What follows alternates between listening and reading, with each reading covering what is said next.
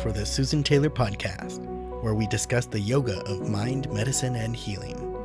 Author of Feeling Good Matters, Sexual Radiance, and the Vital Energy Program, Dr. Taylor imparts authentic knowledge and practical tools that inspire, educate, and empower us to be a healing force for positive change. So join us and take your life and our planet to the next level.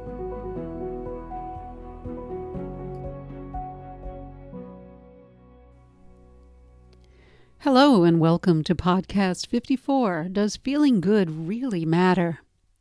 You know, it's not what we do once in a while that has a profound impact on our life. And it's not what we do day in and day out that creates these habitual grooves that we carry around in our mind that produce both our physical and emotional footprint. To truly feel good is a matter of holding the space to be happy, prosperous, and fulfilled really in all aspects of our life. And it requires that in order to heal or make ourselves whole, and that's what heal's all about, we need to focus the energy of our mind, because the energy of our mind is the essence of life. And we need to then utilize medicine meaning to attend to what we need to attend to keep the body healthy, happy, and holy. And that's nutrients that we can get from nature by way of food, herbs, vitamins, and minerals. And many of you have heard me talk and do some podcasts on that, to really restore our resilience and vitality. In today's episode, I'd like to talk about why feeling good is so important to a healthy, happy, and vital life. And I'll speak about how not feeling good affects our heart health. And we'll talk about some things about the anatomy of feeling good. I have 3 hubs, which I call the 3 hubs of resilience and vitality. And I'll show you a systematic way to get there, one habit at a time. First, I'd like to say, people have asked me, well, why did you really come about? How did you come about getting this whole thing together with Feeling Good? And Feeling Good Matters was a vision that I had during a time when I wasn't really particularly bright-eyed and bushy-tailed. I mean, my mother was at the end of her life, and that's when I really wrote the book for those years that I was there, between 1 and 2 years. And it was earlier, it was something that was not imaginable in my mind. And then the Robin Williams story hit the news, and how he ended his life. And that's what really stimulated it, that next move. And I'm thinking, wow, here we have such a talented, brilliant human being that everyone loves. And, it just didn't feel right, that how could this be? And I felt a deep sadness with that also in my own heart. We all know that, studies do show that stress and despair can significantly influence our health, especially our heart. And one of the most striking examples is a condition known as Takotsubo cardiomyopathy, and that's called broken heart syndrome. And that's a Japanese word, Takotsubo. It's really broken heart syndrome, in which the death of a spouse, financial worries, or some other emotional event severely weakens the heart, causing symptoms that mimic a heart attack. And this emotional burden transforms the heart into a shape that I said that resembles the traditional Japanese pot called a takotsubo, which has a narrow neck and a wide bottom, as I mentioned. I'd been studying yoga science for over 4 decades and recognized that, I had had the tools to bring my own life into a state of stability and comfort. And why not really provide that for others? Because I was contemplating whether I should write another book or not, and I really wanted to put some work together. So all of these things together really gave me the energy and that the force behind it to really get something done and share with people the yoga science training that I've had so many, for 4 decades. So the practical approach that I put together was based on the 3 core neurological hubs that actually will rewire your physical, mental, and emotional well-being. And then you have access to that pure consciousness, which we call soul. And I designed the content with lifestyle habits. That's the main theme: nutrition, meditation, exercise. But I put it into a way where we have a consciousness, a connection between the spiritual aspect of life as well as the physical. Many times we hear great things, but they're just fragmented. It's like everything gets fractured in our culture, where we take one little bit of information and we make that into the next great diet, the next great meditation, the next great of anything. And I wasn't, really not too happy with that. But putting things together in an organic way in which there's a process that follows is really the way transformation occurs. We need to heal, nourish, and transform ourselves, not just take fragments of little exercises or little ideas on diet. I hear it all the time. I'm going to eat this diet. And it becomes the emphatic fundamental rule of the universe that this is the only thing that's going to heal.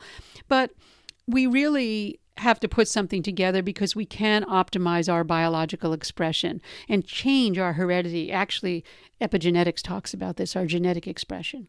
So principles and practices, we need to know them and focus to support a consistent lifestyle, not a fragmented lifestyle that fuels our best intentions. And what are our intentions? We all have something different, and we want total vitality. Let's just look at what are those three hubs for those that are not familiar with them. And the three hubs, I call them the hara, head, and heart. Hara is your gut. And in any of the martial arts training, if anyone's ever done that, or any of the traditional Chinese medicine, Ayurvedic medicine, and now Western medicine is beginning to just wake up to the fact that the gut and the digestive system really has a significant on how healthy we are. But it really houses the fire of transformation. And last week I did something on when fire's gone wild, and the fire starts in the hara, the gut. So we must pay attention to that gut, because studies do show, and again, I always bring up studies because that's what people need to hear in order to feel confident many times. And our gut microbiota communicates with our brain, and we know that now, even though yogis knew that 5,000 years ago, but we're just learning that now with a study that says that. By the way, I'll do something on studies that they're not done correctly many times. I'll do that in the future. Somebody had asked me to do that. But anyway, I don't want to sidetrack on that. But our gut microbiota communicates with our brain and affects how we think, how we feel, and how we operate emotionally and physically. And when we have a healthy gut, we are resilient and vital. The next hub is the head.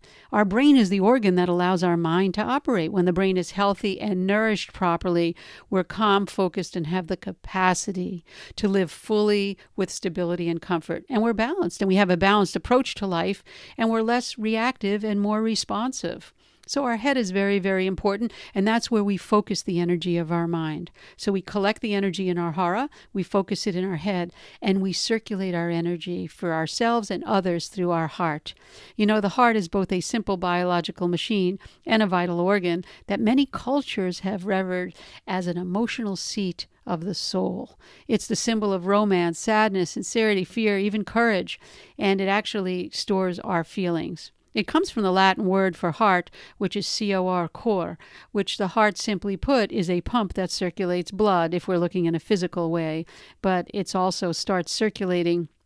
One of the first aspects of the embryo is the pumping of the heart, which is phenomenal. And it's also, as you know, is an astonishing workhorse. It's the only organ that can move itself, beating 3 billion times in an average person's lifetime. And I've heard people liken it to the capacity of emptying a swimming pool in a week with that kind of energy.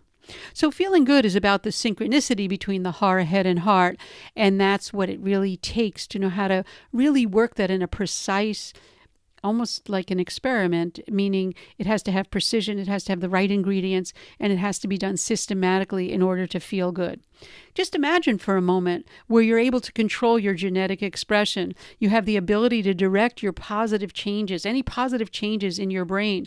Utilize your energy in a calm and focused way and create sustainable level of optimal health. And that's what I meant when I developed and designed the program of Feeling Good Matters. That's what it's all about.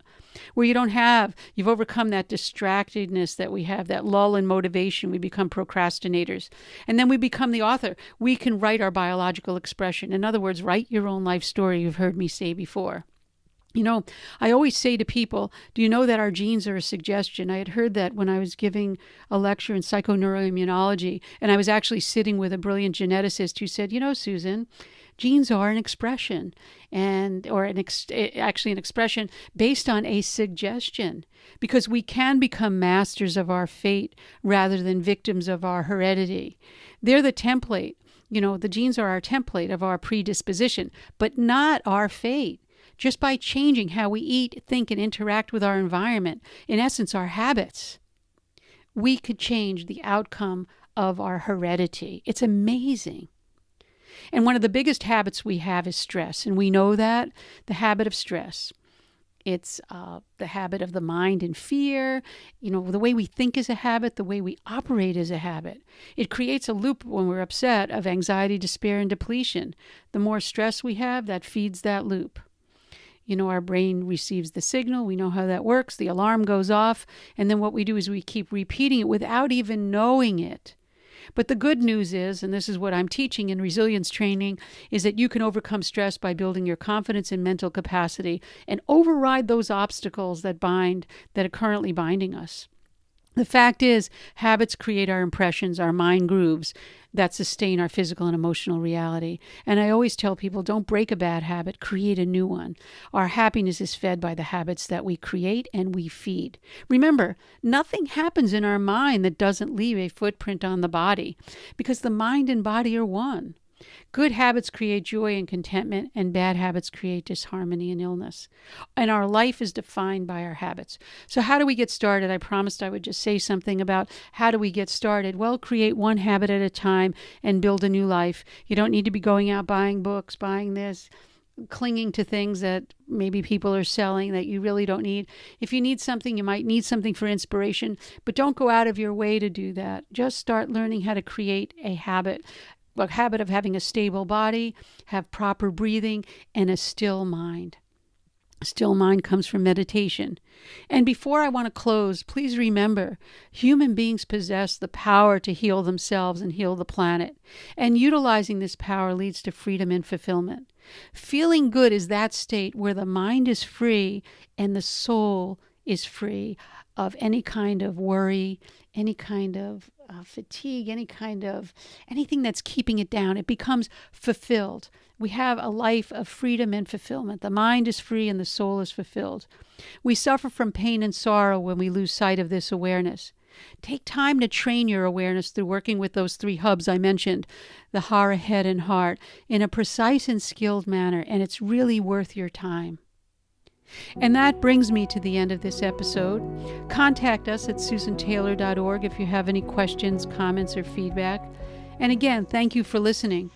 The podcast does come out every week, and any comments that you have, which I've been receiving and I absolutely love, or something you want to hear, contact me at susantaylor.org.